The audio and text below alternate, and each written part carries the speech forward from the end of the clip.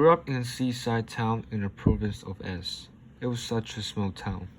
I doubt that any of you recognize the name if I were to mention it. My father was the local doctor, and so I led a very comfortable childhood. Ever since I could remember, my best friend was a boy I all called K. His house was close to ours, and he was a grade. He was a grade behind me in school. We were like brothers, walking to and from school together, and always playing together when we got home. We never once fought during our long friendship. I did have a brother 6 years older, but what with the age difference and differences in our personalities, we were never very close. My real brotherly affection went to my friend Kay. Kay was a frail, skinny little thing, with a pale complexion and a face almost pretty enough to be a girl's. He had some kind of speech impediment, though, which might have made him seem retarded to anyone who didn't know him. And because he was so frail, I always played his protector, whether at school or at home. I was kind of big and athletic, and the other kids all looked up to me. But the main reason I enjoyed spending time with Kay was that he was such a sweet, pure-hearted boy.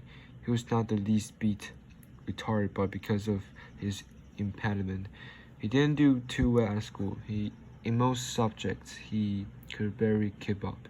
In art class, though, he was great. Just give him a pencil or pens, and he would make pictures that were so full of life that even the teacher was amazed. He won prizes in one contest after another, and I'm sure he would have become a famous painter if he had continued with his art in adulthood.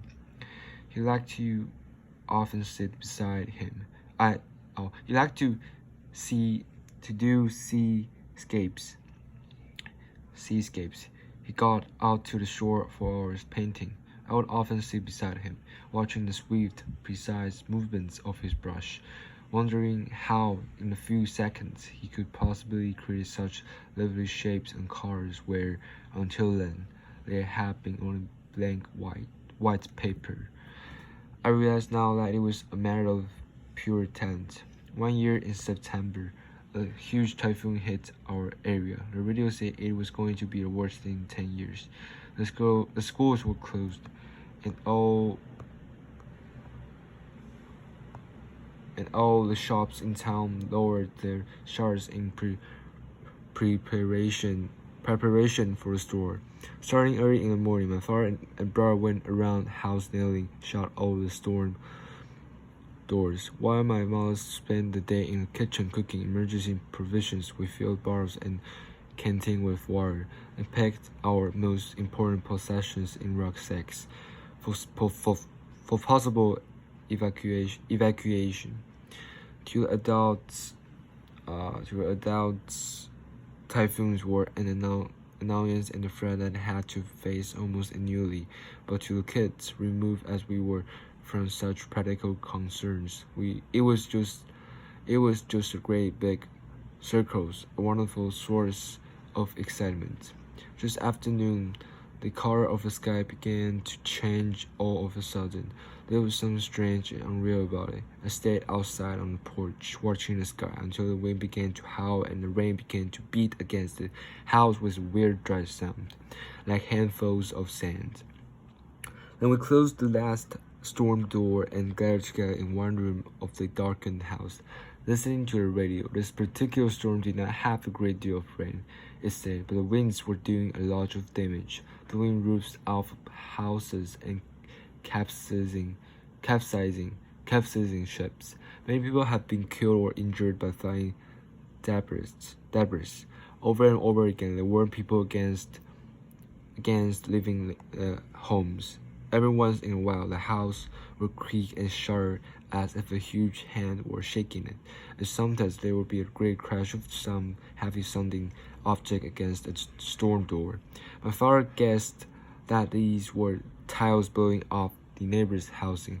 For lunch, we ate the rice and omelets my mother had cooked, waiting for the typhoon to blow past. But the typhoon gave no sign of blowing past. The radio said it had lost momentum almost as soon as it came ashore at its province, and now it was moving northeast at the pace of a slow runner. The wind kept up its savage howling as it tried to uproot everything that stood on it. Perhaps an hour had gone by with the wind and its worst like this when a hush fell over everything. All of a sudden, it was so quiet we could hear a bird cry in the distance. My father opened the storm door a crack and looked outside. The wind had stopped and the rain had ceased to fall. Thick gray clouds edged across the sky, and the patches of blue showed here and there. The trees in the yard were still dripping the heavy burden of rainwater.